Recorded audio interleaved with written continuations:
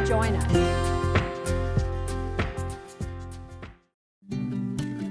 Hi, I'm Curtis Akins, and I'm excited to bring to you episode 3 of Advice to Grow By from the University of California Marin Master Gardeners. In this episode, you'll learn how and where to plant succulents in your garden. You'll feed leftovers to worms, save those Western Monarch butterflies, and clean up your trees and shrubs using 4 basic pruning cuts. So here we go. We'll start with the succulents. These plants are fantastic choices for earth-friendly gardeners. They're drought-tolerant, easy to grow, and their flowers provide nectar for pollinators. That is, if we give them the 3 things they need. Let's watch.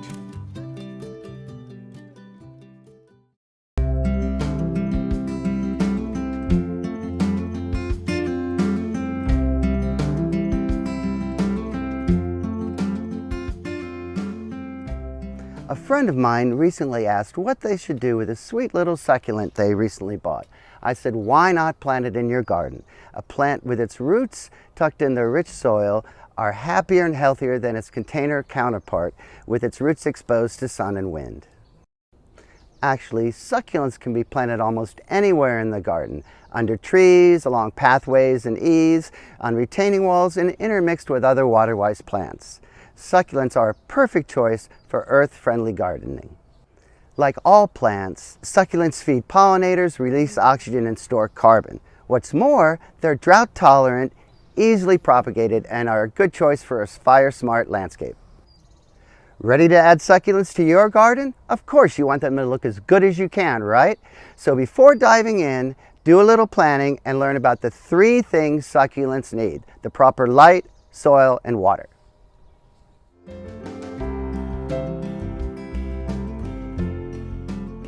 The first thing to consider about succulents is sunlight. Soil can be amended, irrigation reconfigured, but the sunlight is pretty much set. Therefore, choose your location carefully. Although some succulents grow well in full sun, many varieties are happiest with just 4 to 6 hours of sun each day, while some even can tolerate full shade. And quite a few like to live under trees or eaves, which protect them from frost as well as from sun.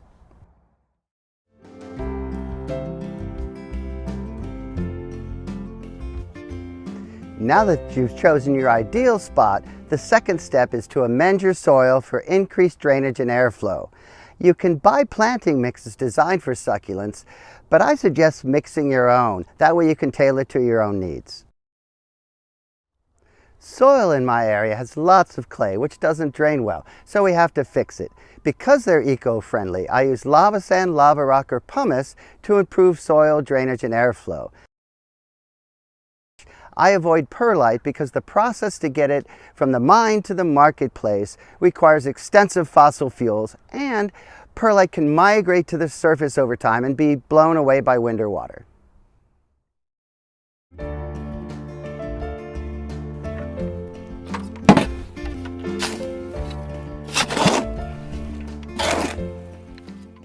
Here, I'm using lava sand to amend the soil mixture. I like to combine one part of the amendment with one part of the soil mixture.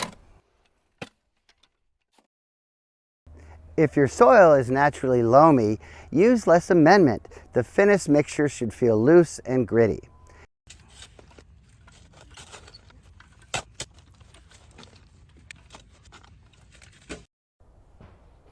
So I've dug my garden hole.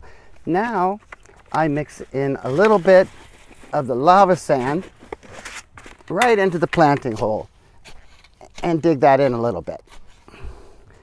Next, I'll mix the lava sand with equal parts of the existing garden soil.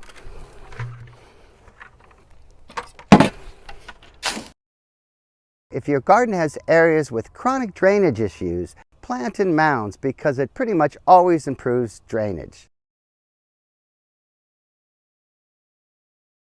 Now it's time to make our mound and plant our succulent.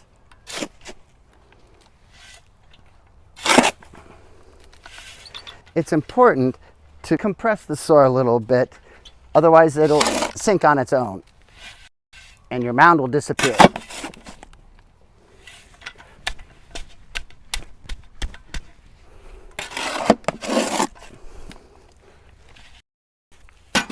Once you have your mound, it's time to make room for the plant's roots.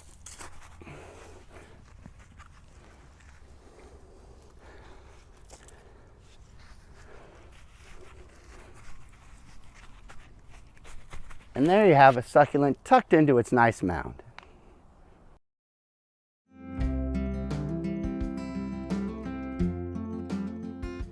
Third, take your plant's water needs into consideration. Succulents are like sponges. They store water in their leaves, stems, and roots. When offered water, they greedily suck up as much as they can hold in anticipation of the next dry spell. They love being thoroughly soaked and then left out to dry completely before being inundated once again. Generally, it works to water them 3 or 4 times a month in summer, less in other seasons and not at all in the rainy season. So don't guess, use your finger or moisture meter to test the moisture level of your soil. Remember, avoid watering too often because overwatering is the #1 killer of succulents. Now that you've got your watering plan, amended your soil, you can confidently plant your succulents in their chosen locations. Watch them flourish in dramatic and unexpected ways in their happy places, knowing you have the right amount of sunlight, soil with good drainage, and proper irrigation. For more information, go to the UC Master Gardener website. Thank you.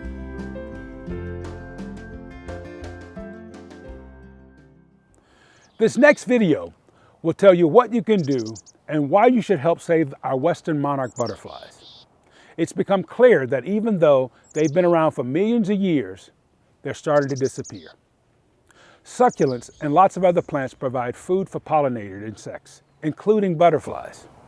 But when it comes to egg laying time, you'll see that Western monarch butterflies are very picky.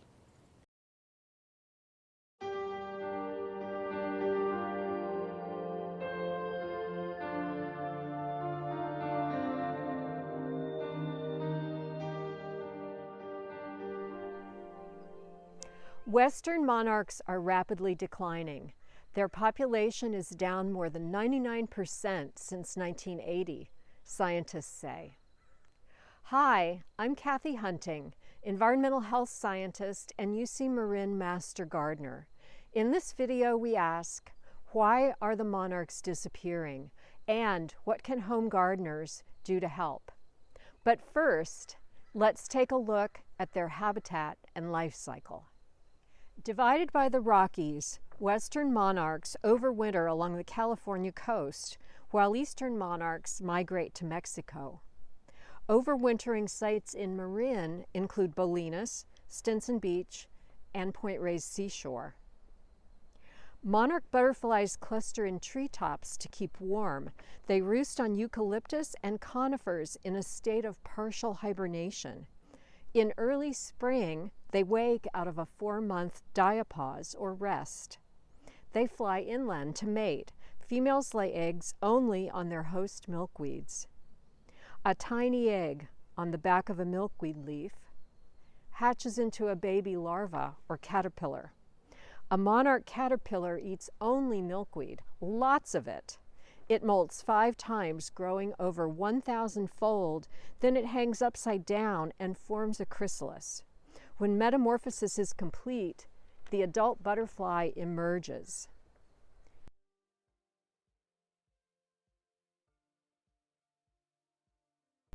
Butterflies have been around for 175 million years.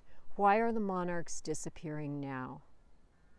Loss of habitat, pesticide, and climate change are a few of the problems.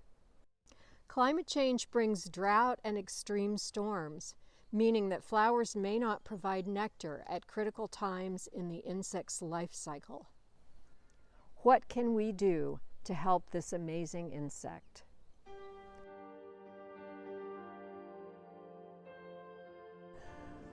Hi, I'm Alice Kaysen. I'm a UC Marin Master Gardener, and I've been studying the monarch butterfly for many years in school gardens, community gardens, and here in my home garden. Choose nectar plants for the mature butterfly that bloom spring, summer, and fall. This is a good choice. It's Verbena elacia de la Mina, and it's a California native, drought tolerant, and has a very long bloom period.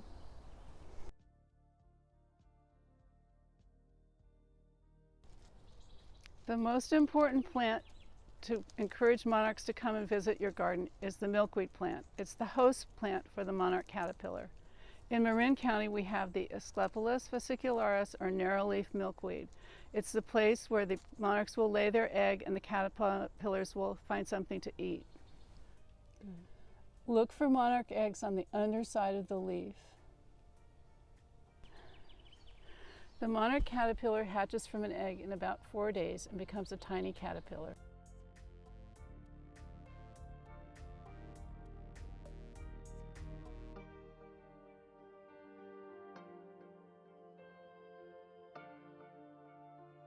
Hi, I'm Morgan Patton, the Executive Director of the Environmental Action Committee of West Marin, or EAC. We were formed in 1971 and we're a grassroots environmental organization based in Point Reyes Station. We published the Marin Monarch Movement Report, which was an analysis of how individuals and organizations throughout Marin County are helping to support the monarch population. And together we're working to figure out how we can best support and enhance monarch habitat here in Marin County and beyond. We stress the right action in the right place right now. Right action means planting the right plants, like native milkweeds for your area, and not planting harmful non-natives, like tropical milkweed. In the right place, we're encouraging folks to not plant milkweed if you live within 5 miles of the coast. And right now, we need to make a call for everyone to talk to their local nurseries to make sure that they remove non-native tropical milkweed and stop treating their plants with insecticides. Other opportunities to help monarchs are installing nectar gardens at schools, helping steward overwintering sites, there are many in the Bay Area, joining a citizen or community science group such as iNaturalist or Monarch Watch. We can all do something to help this iconic butterfly, whether it's individual actions in your own garden or working within your community or with other partners and your friends. We all want to see a future with this iconic Western monarch butterfly.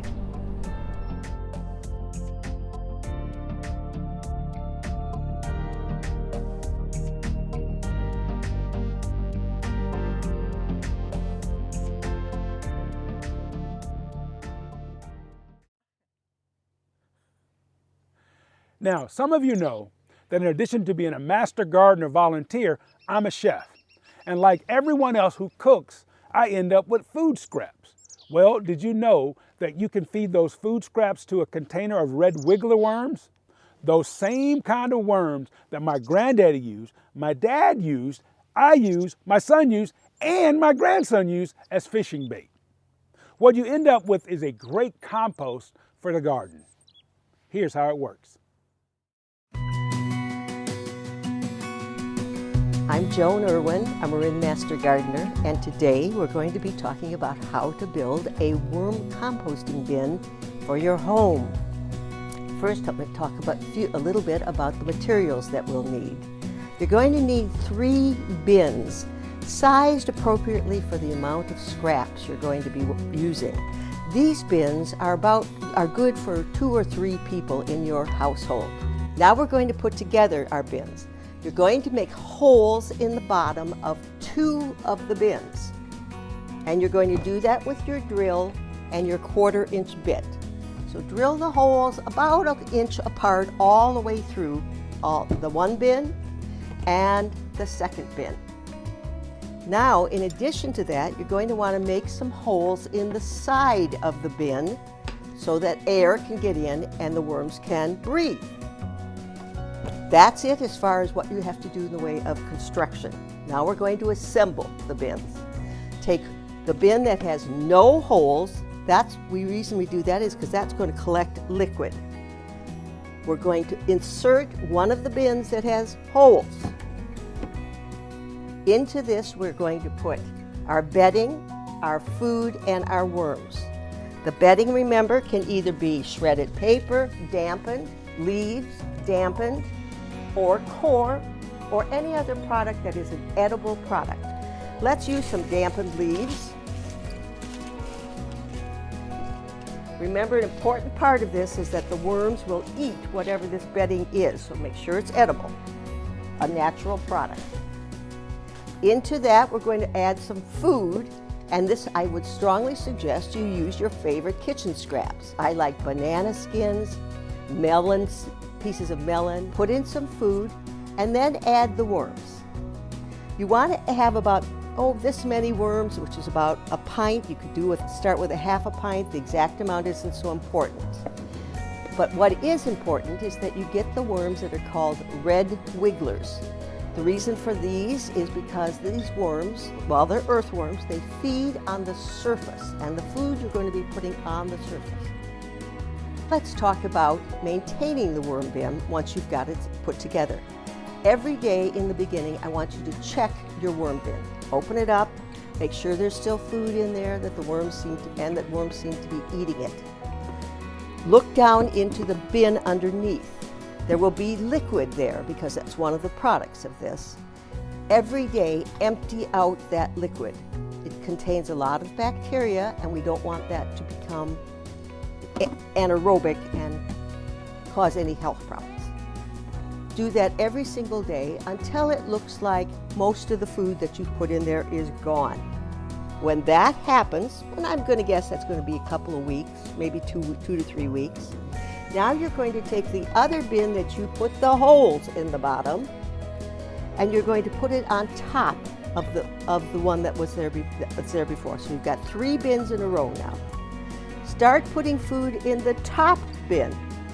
The worms will migrate up through the holes in the bottom of this bin to find that new food. When that happens, let that go about a week. Take this bin out, which is now full of worms. Take the bin that they were in before, the middle one. You now have compost in this one, and use this on your plants. Remember, every day, empty the liquid out of the bottom one. Put this bin in, the worms are there, add a little bit more food, put this on top, and now you've got the worm bin working again for you. So you're going to rotate these back and forth every couple of weeks when it looks like the worms have eaten most of the food that you've put in there. Now you've got yourself a worm bin. Wow, I love it. Waste not, want not. The worms eat the scraps and leave behind little piles of worm poop compost. Good stuff. Hey, and I've got a worm bin in my backyard too.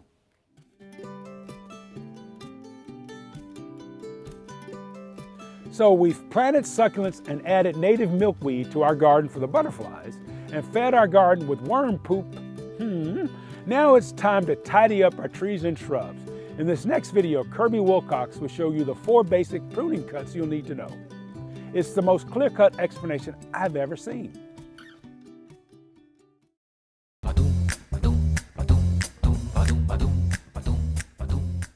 Have you ever looked at a tree or shrub in your garden and thought, whoa, this is getting too tall, too wide, or too dense? Pruning helps solve these problems by removing branches or parts of branches to achieve a structure that you want.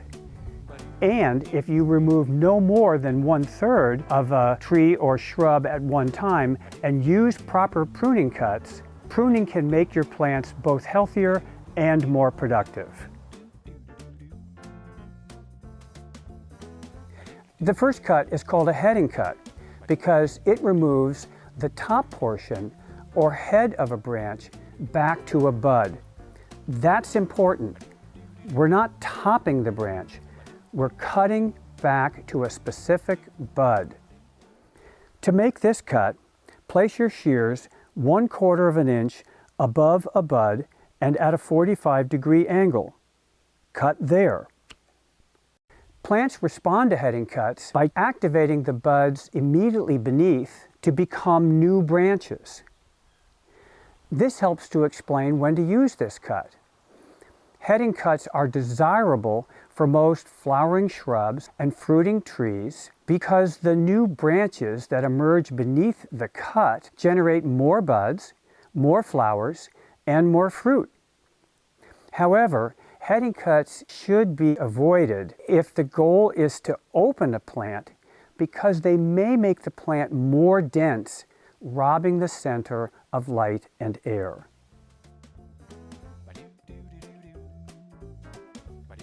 The second cut is called a thinning cut because it removes entire branches within a tree or shrub and thins out the interior. To make this cut, place your shears just outside the enlarged collar at the base of the branch.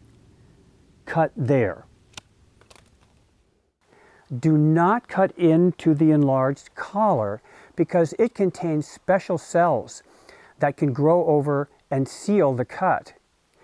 And do not leave a stub outside the collar because those special cells cannot grow up and over that stub. Plants respond to thinning cuts by channeling energy up the main branch, making it grow longer and stronger. This helps to explain when to use this cut. Thinning cuts open a tree or shrub to more light and air, allowing flowers and fruit to form throughout the plant, not just at the exterior. However, thinning cuts leave lead branches intact and may cause a tree or shrub to grow taller or wider than you intended.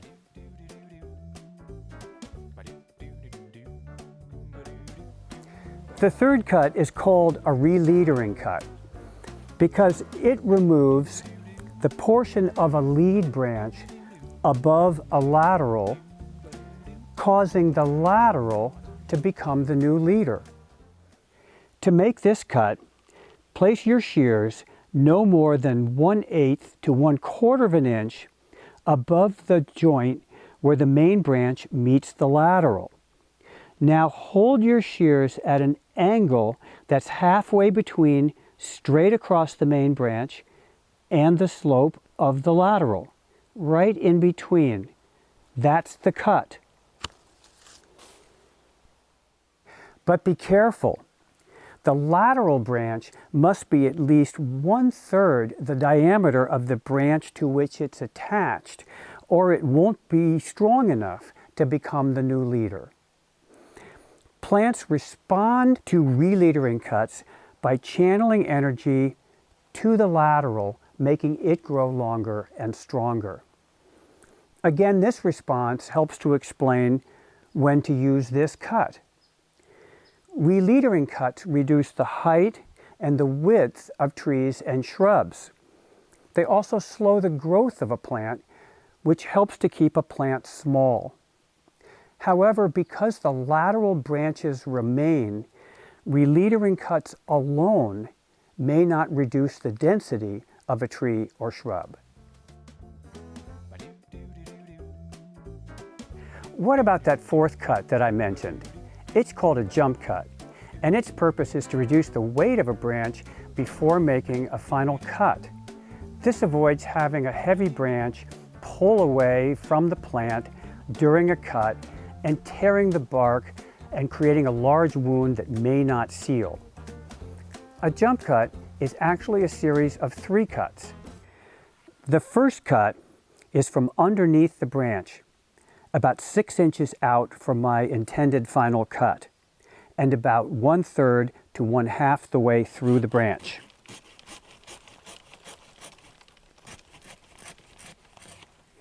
The second cut is about 1/2 to 1 inch further out from the first cut.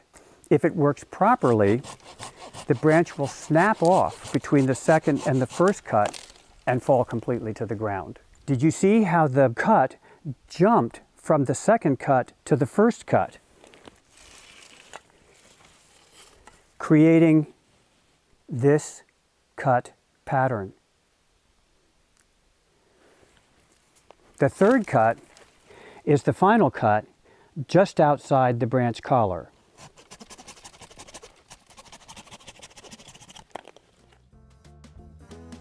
Now that you understand the purpose for each cut by itself, let's combine them to shape a tree or shrub in your garden. If you want to reduce the height or width of a plant, use releadering cuts. like this, a releadering cut for the tallest branch. If you want to reduce the height, width, and density of a plant, use a mix of releadering and thinning cuts. Here I'm using thinning cuts to remove a series of laterals. If you want to reduce the height, width, and density of a plant, but also promote some extra branching for more flowers and fruit, shape your plant with releadering and thinning cuts and finish with heading cuts at the tips of the branches that remain.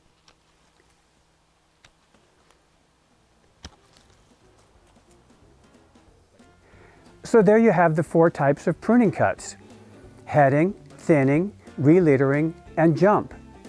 Thanks for watching this video. Please subscribe to our channel and visit our website for more information on these cuts, on pruning tools, and on tips for pruning common trees and shrubs in your garden.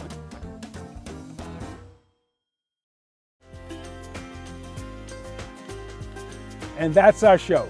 You can find more videos on our YouTube channel, so please check them out.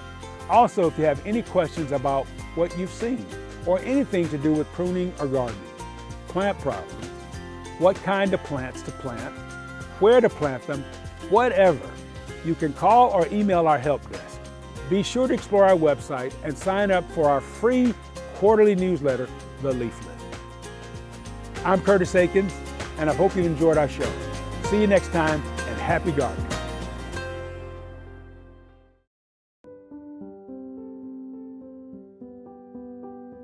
All the information that I've learned through the Master Gardener program has totally transformed the way I garden.